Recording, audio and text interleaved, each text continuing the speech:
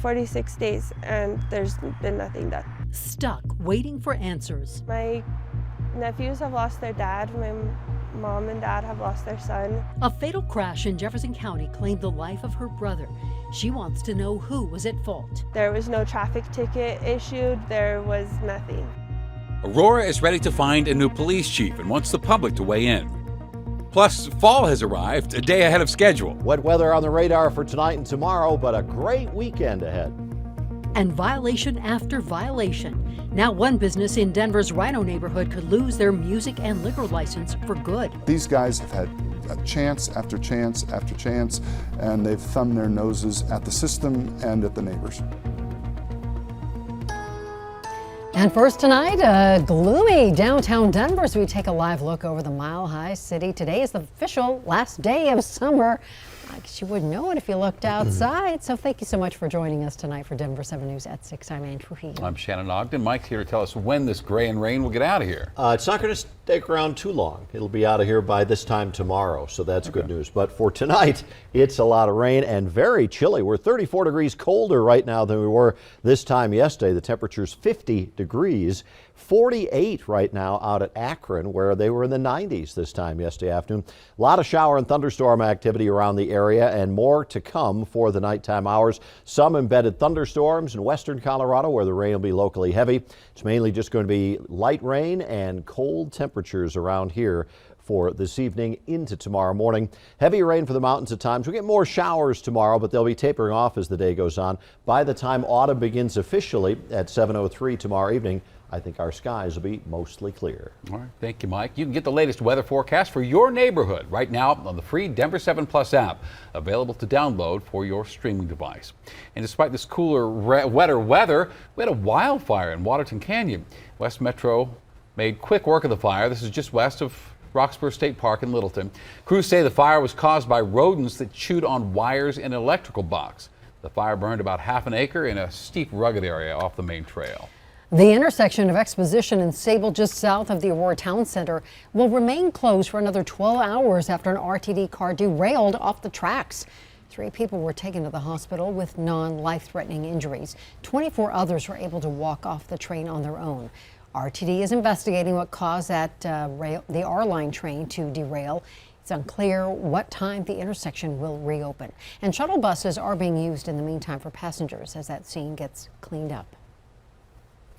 Tonight, a Colorado family is wondering why it's taken so long to get answers after their loved one was killed in a motorcycle crash more than a month ago. And they spoke with Denver 7's Patrick Perez, who's joining us now live from Jefferson County, near where that crash happened. And Patrick, you discovered the driver involved in this deadly crash was an off-duty Denver police officer.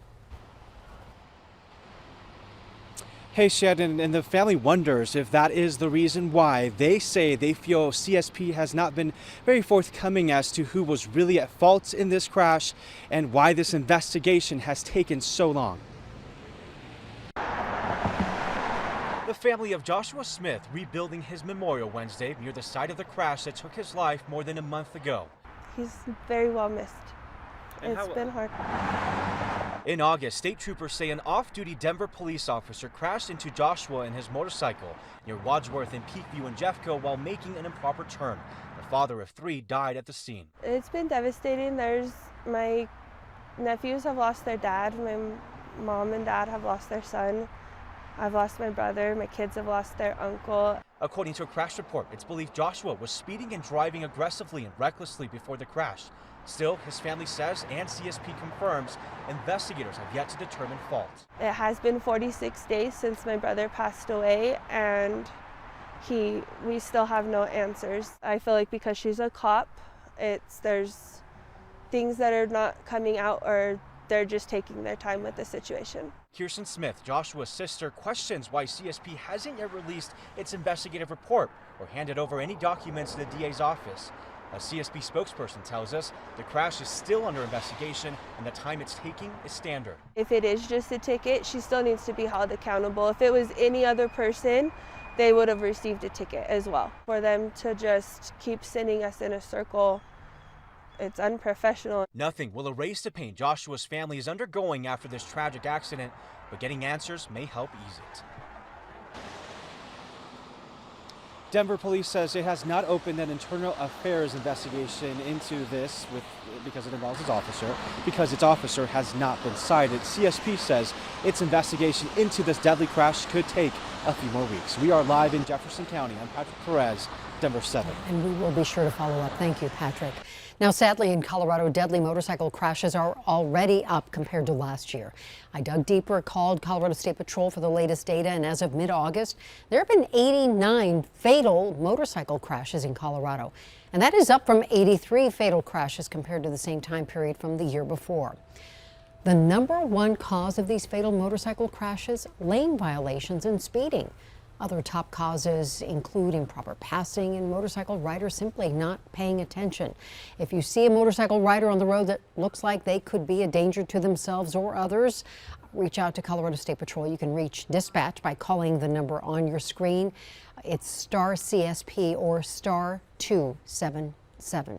The city of Aurora has settled on 2 finalists for their open police chief position. And tonight we're providing some insight on just who these finalists are.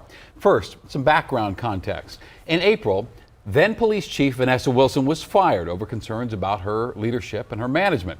Former Chief Dan Oates has worked as interim since. Now, onto the finalists who could become the next police chief. First, Scott Ebner. He's worked for New Jersey State Police for about 27 years. He's worked his way up to Deputy Superintendent of Administration. Ebner previously worked for the Cape Coral Police Department in Florida. Second finalist here, David Franklin, Chief of Staff right now for Albuquerque Police Department. He also serves as law enforcement instructor, and previously he worked for the Texas Department of Public Safety for some 25 years. There actually was a third finalist, but the city says he withdrew. So the city says they may now look at some of the semifinalists for reconsideration. Finalists are interviewing with the mayor and city council next Wednesday. A local gathering place that operates as a restaurant, bar, and music venue in Denver's River North neighborhood is in hot water, and this is not the first time. Denver is investigating if the venue violated its license with the city. Amy Wattis is live with us tonight, and neighbors are complaining about the noise there. Yeah, Shannon, they sure have. And residents who live nearby say the music being played at the venue is too loud and have complained about it multiple times. According to a complaint filed in this case, the venue committed 14 violations since the license was renewed on May 5th. Those violations happened between May and August. To give you some context, the terms of the license renewal had some restrictions. Restrictions like amplified music and music with drums must only be played indoors. And when that music is playing, all exterior doors and windows must be closed. But the attorney representing multiple neighbors in this case says number 38 has not followed these rules. People who live there want to live in a vibrant community that includes having concert venues, that includes bars that have live bands. They want that. And the very people that were testifying were not the get off my porch, get off my lawn kind of neighbors. These are folks that go and attend the bars, live music, the concert venues, but all of the other bars and concert venues in Rhino, they follow the rules. And those are simple things like how you position your speakers and what you do with your construction and its curtain dampening. There are very simple things that can be done. It's doors and things like that, construction that can be done so that neighbors can enjoy their lives and their work, and it works. A virtual hearing will take place next month to determine whether or not number 38's license should be suspended or revoked. I reached out to number 38 to see if they had anything to say about this. They told me they have no comment. Ann? All right, Amy, thank you for that. And it's often an extensive process to apply for liquor and live entertainment licenses here in Denver. So we dug deeper, reached out to Denver Department of Excise and Licenses to get some insight into that process. Let's use Burn Down as an example. It's a new bar and restaurant set to open on South Broadway, kind of near the Sam's Club off East Virginia. To get their liquor license and cabaret license, Burn Down had to gather signatures from all the surrounding community in support of its opening. Once they obtained the signatures, The city then issued some strict guidelines on how Burn Down could operate. They must close all outdoor patios and decks by 11 p.m. on weekdays and midnight on weekends. There are also restrictions on how many large events Burn Down can host per year, and strict rules against loud music outside of the venue's courtyard and deck.